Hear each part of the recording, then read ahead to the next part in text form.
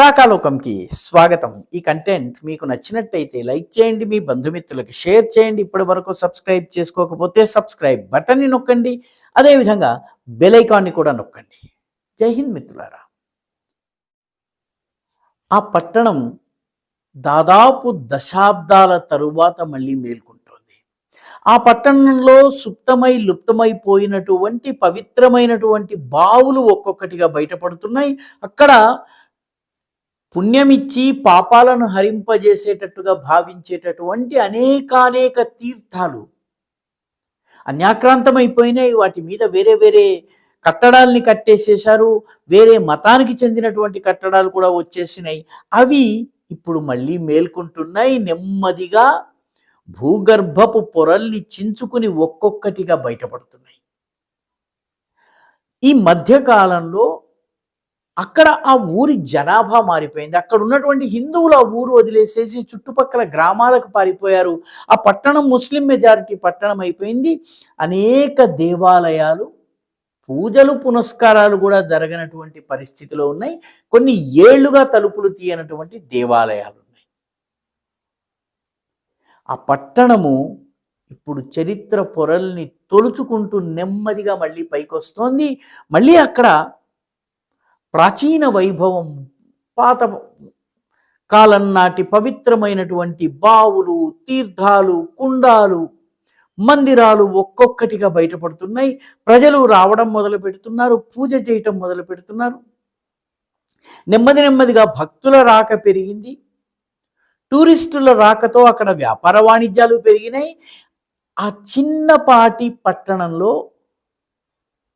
ప్రజలు ఇంత పెద్ద సంఖ్యలో రావడానికి కారణం ఏంటంటే, హిందువులు దశావతారాల్ని నమ్ముతారు. ఈ దశావతారాల్లోని చిట్ట అవతారమైనటువంటి కల్కి అవతారం అక్కడే పుడుతుందని చెప్పి హిందువులు నమ్ముతారు. 9 అవతారాలు వచ్చినాయి. 10వ అవతారము గుర్రం మీద చేతిలో కత్తి పుచ్చుకుని వస్తాడు కల్కి. కల్కి వచ్చి శత్రువులందరినీ, లేకపోతే హీనులందరినీ, అధర్మీయులందరినీ కూడాను నాశనం చేస్తాడని ప్రజలు నమ్ముతారు, హిందువులు నమ్ముతారు. ఆ కల్కి అవతారము వచ్చేటటువంటి దేవాలయం ఏ ప్లేస్లో అయితే వస్తారని మన పురాణాలు చెప్తున్నాయో, ఆ దేవాలయం కూడా అన్యాక్రాంతమే. దాని మీద ఒక పెద్ద షాహీ జామా మసీద్ అనేటటువంటి మసీద్ కట్టేసేశారు. ఇది ఇప్పుడు బయటపడుతోంది. అయోధ్య, కాశీ, మథుర, బృందావన్, ఉజ్జయిన్ ఇటువంటి పట్టణాల గురించి నేను చెప్పడం లేదు. చాలా చిన్న పట్టణం, ఉత్తరప్రదేశ్కి చెందిన పట్టణం. గత సంవత్సరం సరిగ్గా ఇదే నవంబర్లో అది వార్తల్లో ఉంది. ఎందుకంటే అక్కడ అసలు ఈ షాహీ జామా మసీద్ అనేది వాస్తవానికి ఏమిటి అన్నది తేల్చడం కోసం archaeological survey of India team అక్కడికి వెళితే ఆ టీం మీద ప్రజలు దాడి చేశారు. దాడి చేయటమే కాదు, ఏకంగా కాల్పులు జరిపారు. ఈ కాల్పుల్లో 2 వైరి వర్గాలు జరిపినటువంటి, ఒకే మతానికి చెందినటువంటి 2 వైరి వర్గాల మధ్య జరిగిన కాల్పుల్లో 4-5 చనిపోయారు కూడా. చాలా పెద్ద అల్లరి జరిగింది. అనేక ఆస్తుల్ని ధ్వంసం చేశారు. చివరికి ఉత్తరప్రదేశ్లో యోగి ఆదిత్యనాథ్ పరిపాలన ఉందన్నది మర్చిపోయారు. యోగి ఆదిత్యనాథ్ యొక్క బుల్డోజర్ ఆ ఊరి మీద నడవడం మొదలైంది. అక్కడ ఉన్నటువంటి మతోన్మాద శక్తుల మీద నడవడం మొదలైంది. దాంతో ఆ తరువాత జరిగినటువంటి సర్వేలలో సరిగ్గా ఈ షాహీ జామా మసీద్ అనేటటువంటి కట్టడం, వివాదిత కట్టడం ఏదైతే ఉందో దాని ఎదురుగా పోలీస్ స్టేషన్ని ఏర్పాటు చేశారు. ఆ పోలీస్ స్టేషన్ చుట్టుపక్కల ఉన్నటువంటి ఎంక్రోచ్మెంట్స్ తొలగించడం మొదలు పెట్టేటప్పటికీ అన్నీ బయటకు వచ్చినాయి. ఆ ఊరి పేరు సంభల్. ఈ సంభల్ ఇప్పుడు ఏడాది తరువాత ఎవరికి గుర్తుండకపోవచ్చు, కానీ ఈ సంభల్ వాస్తవానికి మాహిష్మతి నది తీరంలో ఉంటుంది. నది ప్రాంతం అంతా కూడా ఎంక్రోచ్మెంట్స్కి గురైంది. ఇప్పుడు యోగి ఆదిత్యనాథ్ ప్రభుత్వము గత ఏడాదిలో మొత్తము అన్నిటిని కూడా తొలగించింది. ఇప్పుడు తాజాగా ఒక బావిని తెరవడం మొదలుపెట్టారు, మళ్ళీ తవ్వడం మొదలుపెట్టారు. 1978 వరకు ఈ బావి ఉండేది. ఈ బావిలో జలాన్ని తాగడం పవిత్రంగా భావించారు. 1978లో సంభల్లో భయంకరమైనటువంటి మత కల్లోలాలు జరిగినాయి. మత కల్లోలాలు అనేకన్నా మత ఘర్షణలు, మత దాడులు జరిగినాయి. ఈ దాడుల్లో పదుల సంఖ్యలో హిందువుల్ని చంపేసి ఈ బావిలో పారేశారు, బావిని మూసేశారు. ఆ తర్వాత హిందువులు పలాయనం చేశారు, ఆ ఊరు వదిలేసి పారిపోవలసి వచ్చింది. దాంతో ఈ బావిని కూడా మూసేశారు. ఇప్పుడు యోగి ఆదిత్యనాథ్ ప్రభుత్వం 46 సంవత్సరాల తరువాత ఈ బావిని తెరిచింది. నిజానికి ఒక్క సంభల్లోనే 68 తీర్థక్షేత్రాలు, 19 పవిత్ర బావులు ఉన్నాయి. ఉదాహరణకి బావులు పంచాగ్ని బావి ఉంది, రసోదక్ బావి ఉంది, రిషికేశ్ బావి ఉంది, విమల్ బావి ఉంది, కృష్ణ బావుడి కృష్ణుడి పేరు మీద ఉన్నటువంటి బావి, విష్ణు బావుడి ఒకటి ఉంది, అకర్మ మోచన్ బావుడి, చతుర్ముఖి బావుడి.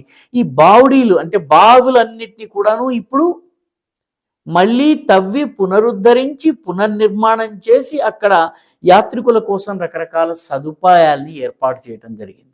వీటితో పాటు అనేక తీర్థక్షేత్రాలు, పవిత్ర కుండాలను కూడా బయటకు తీసుకొచ్చారు. సూర్యకుండ్, శంఖమాధవ్ కుండ్, మృత్యుంజయ తీర్థ,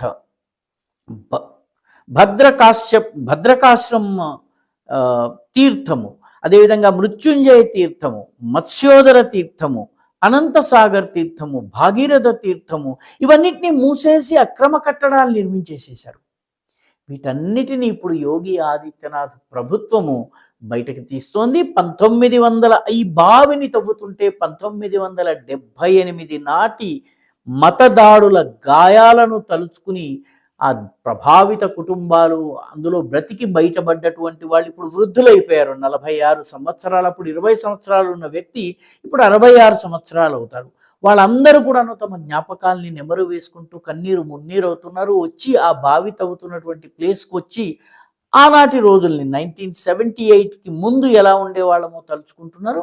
మొత్తం మీద యోగి ఆదిత్యనాథ్ ప్రభుత్వం యొక్క దృఢ సంకల్పం వల్ల పూర్తిగా మృతమైపోయి మతోన్మాదానికి నెలవైపోయినటువంటి ఒక దేవాలయము లాంటి పట్టణము, దేవాలయమే పట్టణం, కల్క్యావతారము ఎక్కడైతే ఆవిర్భవిస్తారని చెప్తారో ఆ హరిహర మందిరమే నేడు షాహీ జామా మసీద్ అని చెప్పారు. డిసెంబర్లో తవ్వకాలు జరిగితే ఆ తవ్వకాల్లో మందిరం అవశేషాలు బయటపడ్డాయి. ఇప్పుడు ఆ మొత్తం ప్రాంతాన్ని మళ్ళీ నవంబర్ 2024 లాంటి అల్లర్లు జరగకుండా, దాడులు జరగకుండా, హిందువులపైన దాడులు జరగకుండా పూర్తి చర్యల్ని తీసుకోవడమే కాకుండా ఈ పవిత్ర క్షేత్రాలన్నింటినీ కూడా యోగి ఆదిత్యనాథ్ పునరుద్ధరిస్తున్నారు. ఈ మీడియా రాయనటువంటి ఒక అద్భుతమైనటువంటి పునరుత్థాన గాథ ఇది. పత్రికల్లో ఎక్కడ కూడాను ప్రచారం పొందనటువంటి ఒక పునరుద్భవ గాథ ఇది. అద్భుతమైనటువంటి 48-46 సంవత్సరాల తరువాత మళ్ళీ దేవాలయాలు, మందిరాలు, మఠాలు మళ్ళీ ప్రాణం పోసుకుంటున్నటువంటి పవిత్రమైనటువంటి ఘడియ ఇది. నిజానికి దీని గురించి దేశమంతా మాట్లాడుకోవాలి. దురదృష్టవశాత్తు మన మీడియాకి ఇలాంటి ఈ వీడియో మీకు నచ్చినట్టయితే లైక్ చేయండి, షేర్ చేయండి, ఈ ఛానల్కు సబ్స్క్రైబ్ చేయండి. మీ అభిప్రాయాన్ని కమెంట్ల రూపంలో తప్పనిసరిగా పంపించండి.